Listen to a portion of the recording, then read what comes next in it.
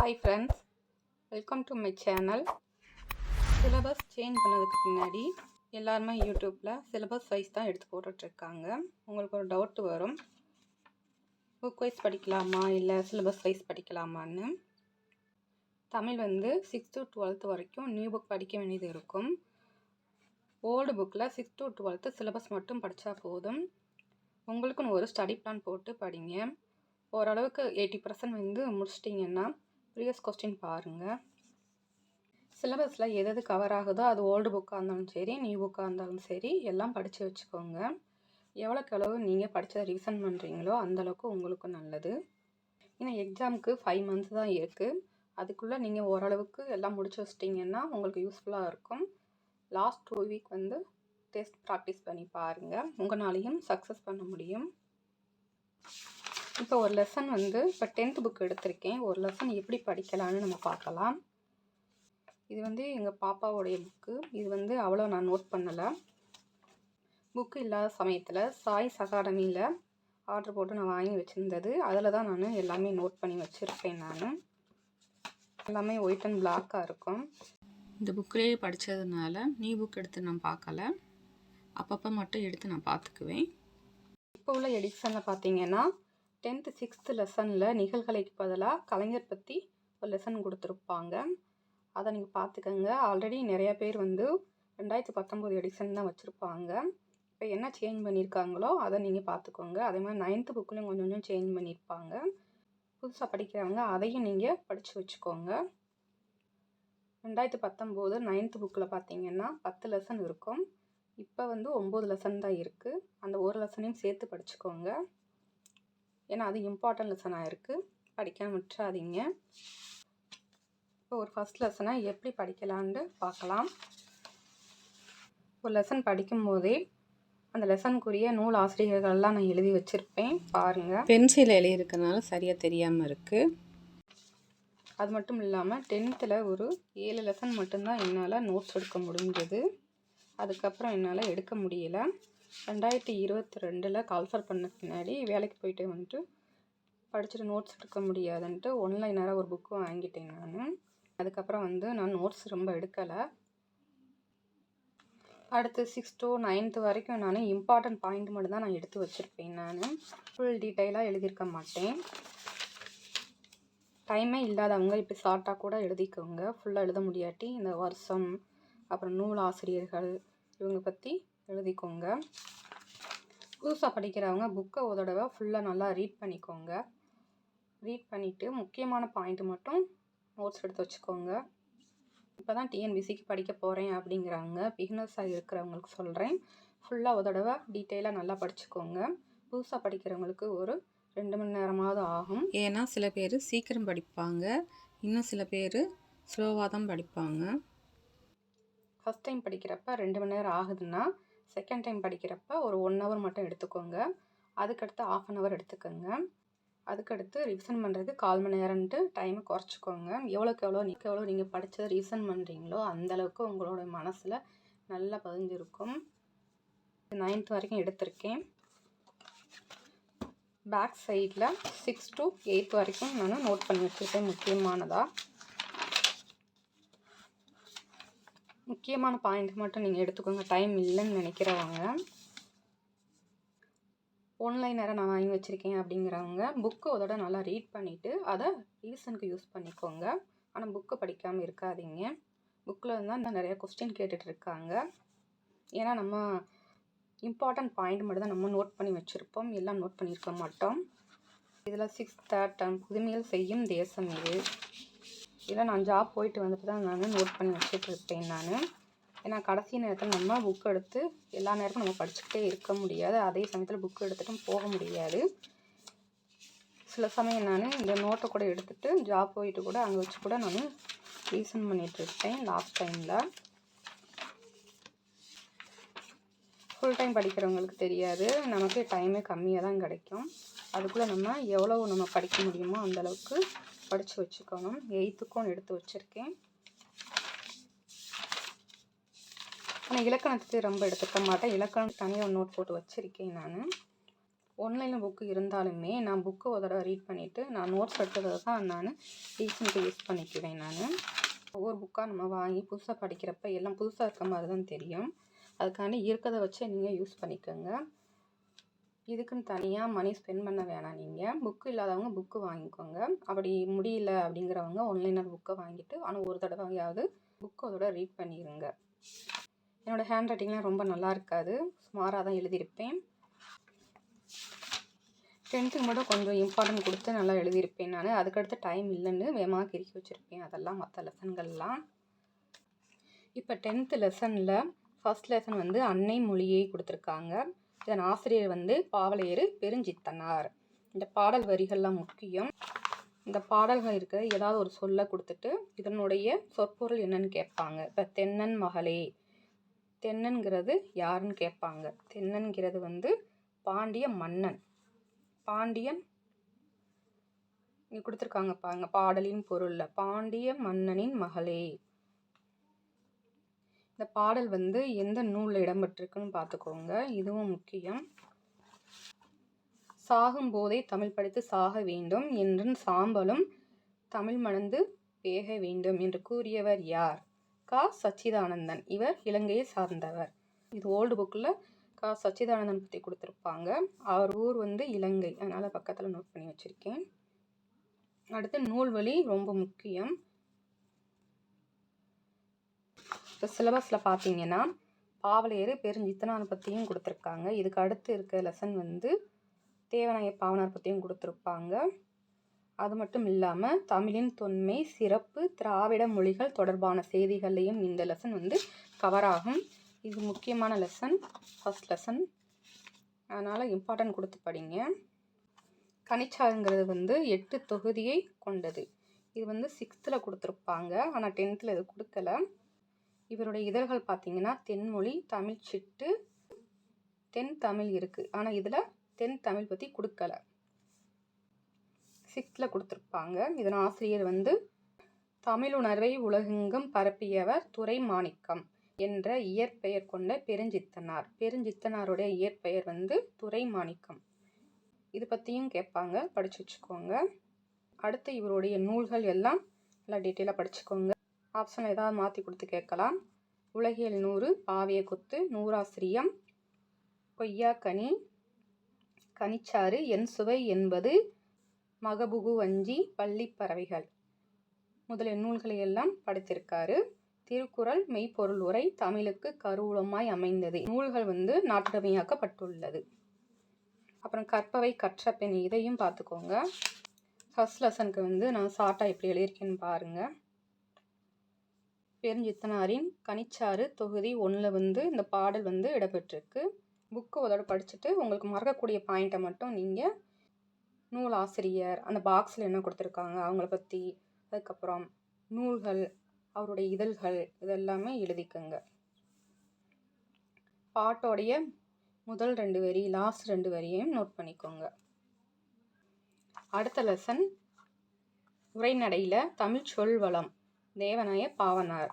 இந்த லெசன் ரொம்ப முக்கியம். இது அடிவகை, கிளைப்பிரிவுகள், காய்ந்த அடியும் கிளையும் பெயர் பெறுதல், இலைவகை, அடுத்து கொழுந்து வகை, பூவின் நிலைகள், பிஞ்சு வகை, குலை வகை, கெட்டுப்போன காய்கனி வகை, பழத்தோல் வகை, மணி வகை, இளம் பயிர் வகை, இதை பற்றிலாம் கொடுத்துருக்காங்க.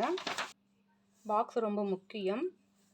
யார் இவர்னு கொடுத்துருக்காங்க, இது ஃபுல்லாக நம்ம படித்தாதான் இது யாரை பற்றி கொடுத்துருக்காங்கன்னு தெரியும். லாஸ்ட்டாக தமிழ் திரு ரா. இளங்குமரனார் பற்றி இந்த டீட்டெயில் அதில் கொடுத்துருப்பாங்க.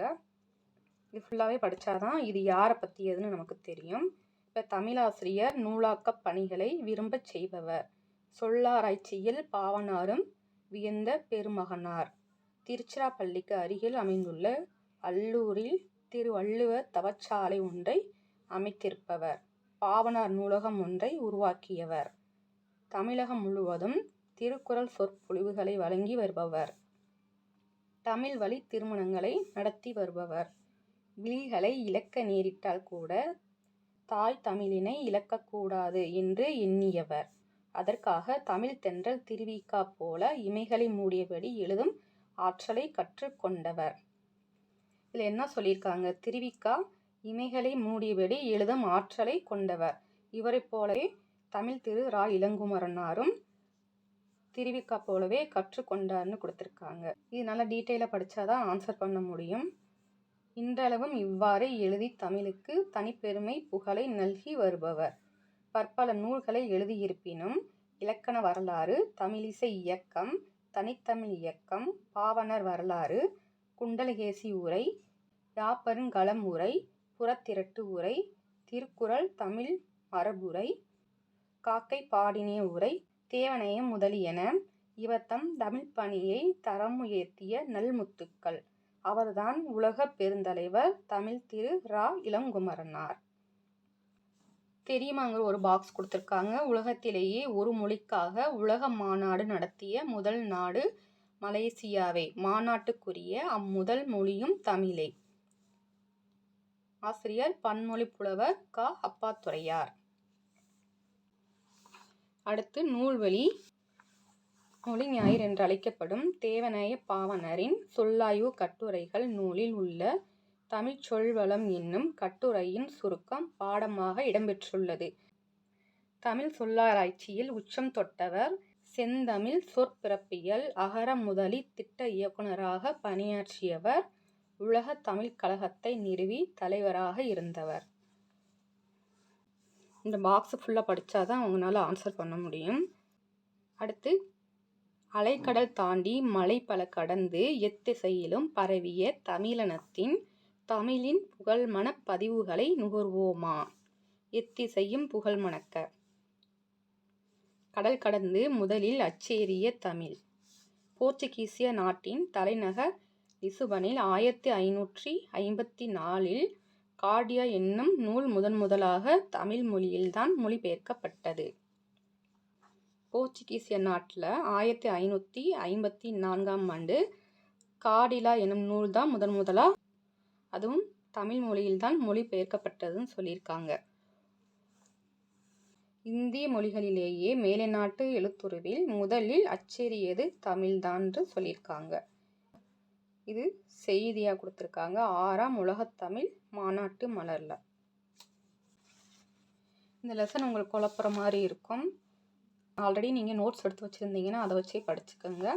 நாடும் மொழியும் நமது இரு கண்கள் என்றவர் பாரதியார்.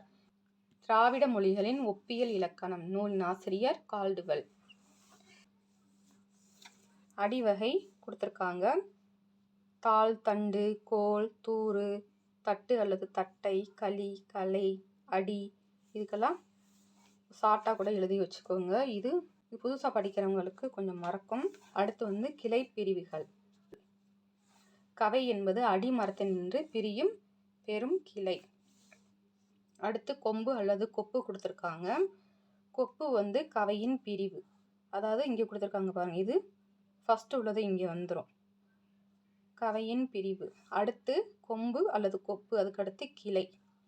கிளைங்கிறது இங்கே கொம்பின் பிரிவு, மேலே உள்ளது இங்கே வந்துடும். இது ஆர்டர் வைஸாக ஞாபகம் வச்சுக்கோங்க. கவை, கொம்பு, கிளை, சினை, போத்து, குச்சு, இணுக்கு. கிளைங்கிற கொம்பின் பிரிவு. அடுத்து சினைங்கிறது கிளையின் பிரிவு. போத்துங்கிறது சினையின் பிரிவு. குச்சுங்கிறது அதுக்கு முன்னாடி உள்ளது தான் வரும், போத்தின் பிரிவு. இணுக்குங்கிறது குச்சின் பிரிவு. அடுத்து காய்ந்த தாவரத்தின் பகுதிகள். இதெல்லாம் ஒரு தடவை ரீட் பண்ணி பாருங்கள். அடுத்து இலை வகை, கொழுந்து வகை. அடுத்து பூவின் நிலைகள் பற்றி 5 கொடுத்துருக்காங்க. 6th புக்கில் பூவின் நிலைகள் 7 கொடுத்துருப்பாங்க. 10th அரும்பு பூவின் தோற்ற நிலை. போதுங்கிறது பூ விரிய தொடங்கும் நிலை. இது 6th மொட்டு முகை 2 சேர்ந்து தான் போதுன்னு கொடுத்துருக்காங்க. அதாவது மலர் அலர் பூவின் மலர்ந்த நிலை. 6th மலர் அடுத்த அலர் பற்றி கொடுத்துருப்பாங்க. வீங்கிறது மரஞ்செடியிலிருந்து பூ கீழே விழுந்த நிலை. செம்மல்ங்கிறது பூ வாடின நிலை. 6th புக்கில் கொடுத்துருக்காங்க பாருங்க. தோன்றுவது முதல் உதிர்வது வரை பூவின் 7 நிலைகளுக்கும் தனித்தனி பெயர்கள் தமிழில் உண்டு. 7 நிலைகள் பற்றி கொடுத்துருக்காங்க. ஃபஸ்ட்டு அரும்பு, அடுத்து மொட்டு, முகை இந்த 2 சேர்ந்தது தான் போதுன்னு கொடுத்துருக்காங்க. அடுத்து மலர், அலர் இது 2க்கு சேர்த்து ஒன்றா கொடுத்துருக்காங்க 10th. அடுத்து வி செம்மல். 6th இந்த லெசன் ரொம்ப முக்கியமான லெசன் வளர்த்தமிழ். தமிழ் சொல்வளம் பற்றி கொடுத்துருக்கனால அது இம்பார்ட்டன்ட் லெசன். பாக்ஸில் உள்ளதை நல்லா பார்த்துக்கோங்க. இப்போ 10th பூவின் நிலைகள் வந்து 5 கொடுத்துருக்காங்க. 6th 7 கொடுத்துருப்பாங்க. உங்களுக்கு குழப்பமாக இருக்கும், அதுக்கு தான் எடுத்து காட்டினேன். அடுத்து பிஞ்சு வகை, அதுக்கடுத்து குலை வகை, இதெல்லாம் ஒரு இந்த மாதிரி எழுதி வச்சுட்டு ரீட் பண்ணி பார்த்துக்கோங்க. அதுக்கடுத்து என்னென்ன வரும்னு. அடுத்து கெட்டு போன காய்கனி வகை. இந்த இதில் பாருங்கள், கோட்டான் காய் அல்லது கூகைக்காய். கோட்டான் உட்கார்ந்ததனால் கெட்ட காய், கோட்டான் காயினும் கொடுக்கலாம், கூகைக்காயினும் கொடுக்கலாம். தேரைக்காய்னா தேரை உட்கார்ந்ததுனால கெட்ட காய். அள்ளிக்காய்னா தேரை அமர்ந்ததினால் கெட்ட தேங்காய். அள்ளிக்காய்னா தேரை அமர்ந்ததுனால கெட்ட தேங்காய். ஒல்லிக்காய்னா தென்னையிலே கெட்டு போன காய், ஒல்லிக்காய். அடுத்து பழத்தோல் வகை, அடுத்து மணி வகை பற்றி கொடுத்துருக்காங்க. அடுத்து இளம் பயிர் வகை பற்றி கொடுத்துருக்காங்க. இதில் நம்ம ஆல்ரெடி புக்கில் பார்த்துட்டோம். டைம் இருக்கவங்க நோட் பண்ணி வைங்க, அப்படி இல்லாதவங்க புக்லேயே ஹைலைட் பண்ணி படிச்சுக்கோங்க. டைம் வேஸ்ட் பண்ணாதீங்க. ஒரு லெசன் எடுக்கிறதுக்கு எப்படியும் ஒரு 2 மணி நேரம் படித்தோம்னா நம்ம அது நோட்ஸ் எடுக்கிறதுக்கு ஒரு 3-4 நாள் ஆகும். ஜிகேலாம் ஒரு 1 வீக்காக ஆயிரும். அது நோட்ஸ் எடுக்கிறதுக்கு புக்கில் நீங்கள் ஹைலைட் பண்ணி வச்சு படிச்சுட்டு முக்கியமான மறக்கக்கூடிய பாயிண்ட்கள் மட்டும் 2 பேர் சம்மந்தப்பட்டவர்கள்லாம் வருவாங்க, அவங்கள பற்றி பாலிட்டியில் ஆர்டிகல்ஸ், அப்புறம் இயர்ஸு, இதெல்லாம் முக்கியமானது மட்டும் நீங்கள் நோட் பண்ணி வச்சு படிச்சுக்கோங்க. அடுத்து உரைநடையின் அணிகலன், ஆசிரியர் எழில் முதல்வன். ஃபுல்லாக நான் எக்ஸ்பிளைன் பண்ணிக்கிறேன் தான் லேட் ஆகும். எழுத்து சொல்வளம், இலக்கணம் ரொம்ப முக்கியம்.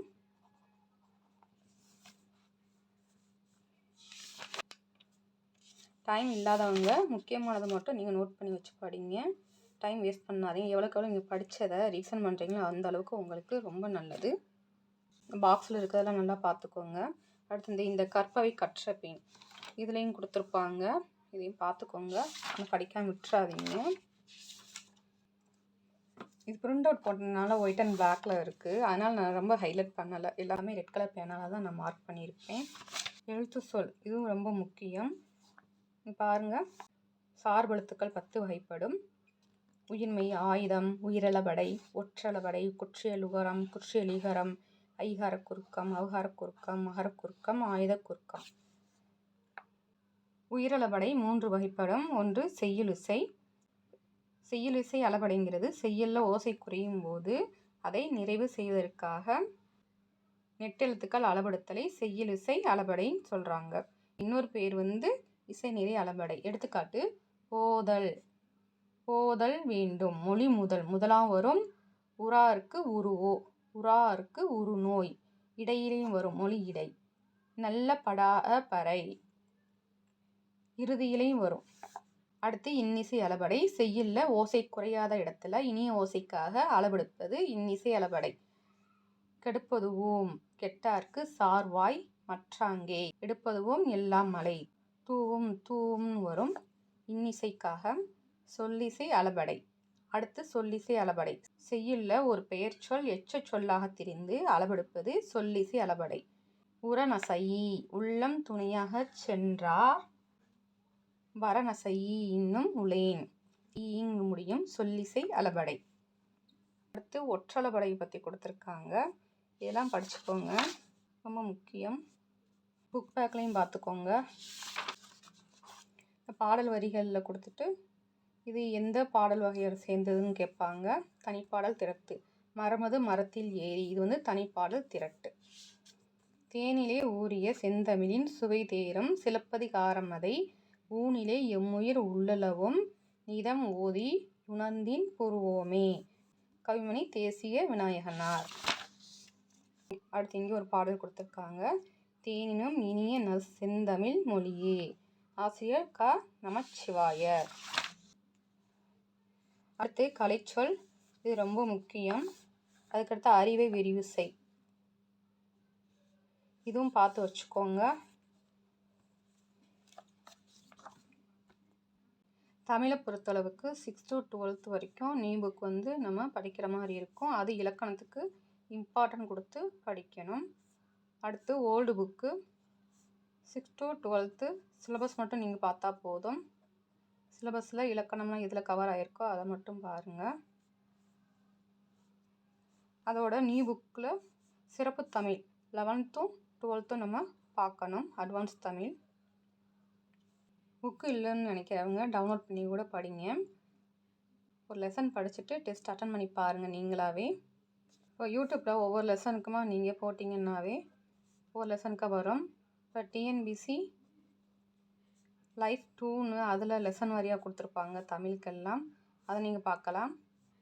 இன்னும் நிறையா இருக்குது. VV TNPSC academy, top 7 Tamil, ETW academy, எது உங்களுக்கு தேவையோ அதை மட்டும் எடுத்துகிட்டு படிக்கிறதுக்கு டைம் ஒதுக்குங்க. எல்லாத்தையும் பார்த்து டைம் வேஸ்ட் பண்ணாதீங்க. நிறைய பேர் சப்ஸ்கிரைப் பண்ணாமல் பார்த்துட்ருக்கீங்க. நம்ம சேனலில் ஃபஸ்ட் டைம் பார்க்குறவங்க சப்ஸ்கிரைப் பண்ணிக்கோங்க. தேங்க்ஸ் ஃபார் வாட்சிங்.